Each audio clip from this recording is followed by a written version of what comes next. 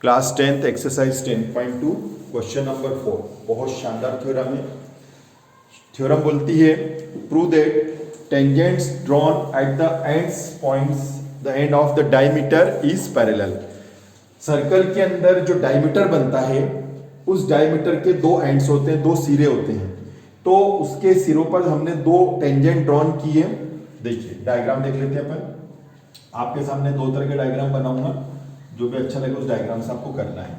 जैसे ये सर्कल है, इसका सेंटर है, ठीक है, और ये इसकी डायमीटर है। इस डायमीटर का नाम है P और Q। PQ is a diameter of a circle, given circle.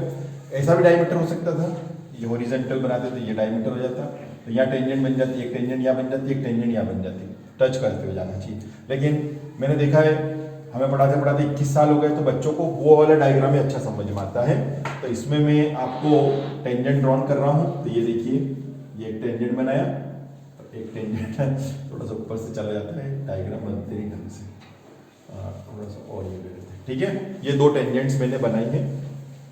तो वो ये कह रहा है कि डायमीटर के दो एंड्स हैं। यस, डायमीटर का नाम बताओ। तो डायमीटर का नाम है AB, सॉरी डायमीटर का नाम तो PQ है, टेंजेंट के नाम है AB और CD, दो टेंजेंट हैं। तो अपन यहाँ पे पहले सब बातें लिख लेते हैं, तो आपको समझने में अच्छा आएगा।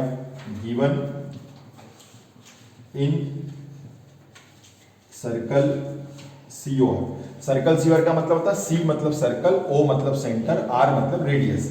ऐसा सर्कल जिसका सेंटर O है और रेडियस R है, उस सर्कल की हम बात कर रहे हैं। In circle COR AB and CD are tangents, दो स्पर्श रेखा है बच्चों, ठीक है। यहां पर लिखते हैं and PQ is a diameter, ठीक है। वृत्त COR में PQ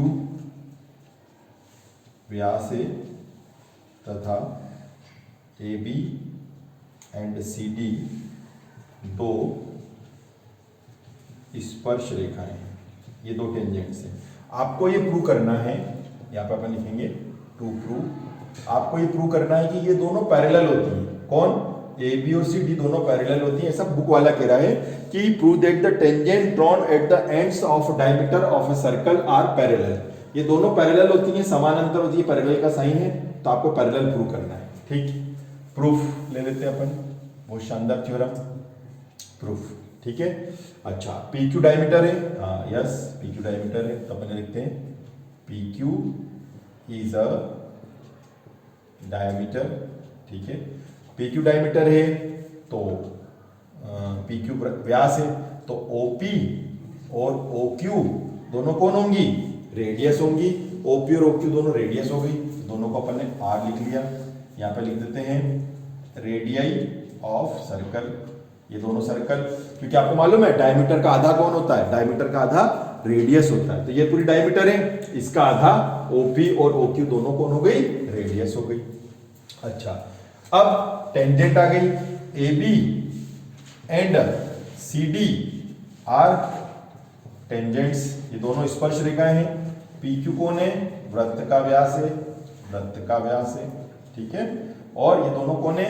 AB और CD कौन है? ABCD स्पर्श रेखाएं हैं, टेंजेंट्स हैं, ठीक है भैया।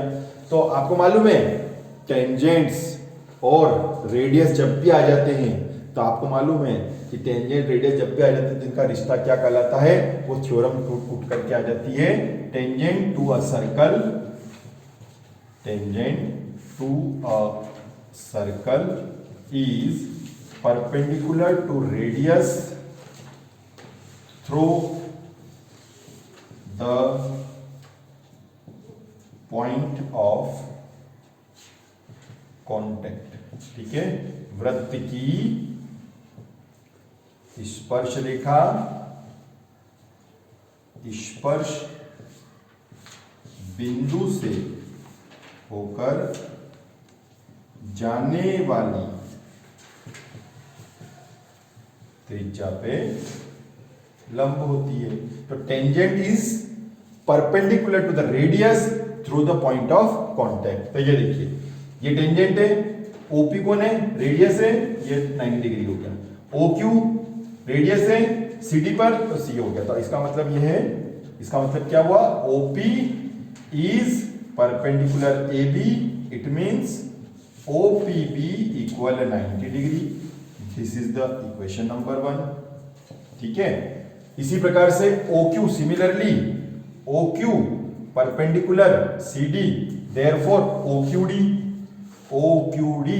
Equal 90 degree. This is the equation number 2। ठीक है, अब आप लोग ये क्यों रे, एक इधर ले ले, ये भी तो ले सकते थे, हाँ ले सकते थे ना, ये भी तो 90, ये भी 90, सब 90 है, इधर 90 बनाओ चाहे इधर बनाओ, पर अपन जान करके एक इधर ले रहे, एक इधर ले रहे, ताकि क्यों ऐसा कर रहे हैं अभी मालूम पड़ेगा आपको। तो यहां तक समझ में आ गया आपको। ये एक तरफ मैंने इधर 90 लिया और एक तरफ मैंने उधर 90 लिया, ठीक है, जबकि मैं 90 इधर भी ले सकता था, ये भी 90 है, ये भी 90, कहीं पे भी ले सकते हो आप, क्योंकि परपेंडिकुलर का मतलब था 90 डिग्री का। तो एक मैंने इधर की तरफ बना लिया, एक मैंने उधर की तरफ बना लिया। ठीक है, अब थोड़ा सा पहले इसको रफ कर देता हूं, ताकि क्या है कि फिर मैं लिखूंगा कहाँ। ठीक है, अब मैं थोड़ा सा इसको इधर से रफ कर देते तो आगे थ्योरम चलेगी। इक्वेशन 1 और 2 तो बच्चों इक्वल आ गई, इसको मैं रफ कर रहा हूँ ये, ठीक है, और इसके बाद ये भी थोड़ा सा हटाई देते हैं। तो आपने देखा कि दोनों इक्वल आ रहे हैं, एक मैंने इधर लिया, एक मैंने इधर लिया, तो ये फ्रॉम इक्वेशन 1 और 2, यहाँ लिख देते हैं अपन फ्रॉम इक्वेशन 1 एंड इक्वेशन 2। दोनों में क्या हो रहा है, दोनों में देखिए ये दोनों इक्वल है, तो ये दोनों भी आपस में क्या आ जाएंगे, इक्वल आ जाएंगे। कौन कौन से, OPB और OQD, ये दोनों आपस में इक्वल आ गए। ये देखिए दोनों इंग्लिश, दोनों आपस में इक्वल आ गए equal, but these are alternate interior angle, लेकिन ये तो एकांतर अंतःकोण है।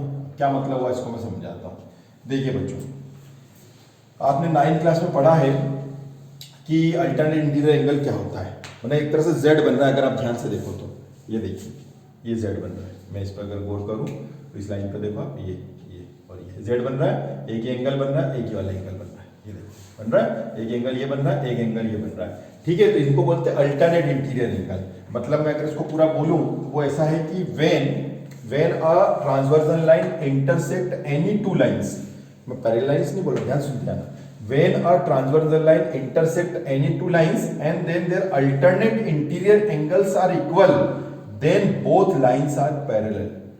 ठीक है, जब दो लाइनों को एक तिर्यक क्षैतिज रेखा काटती है और उनके एकांतर अंतःकोण बराबर हो जाते हैं, तो दोनों लाइनें समानांतर हो जाती हैं। तो when a transversal line intersect any two lines and then their alternate interior angles are equal, then both lines are parallel।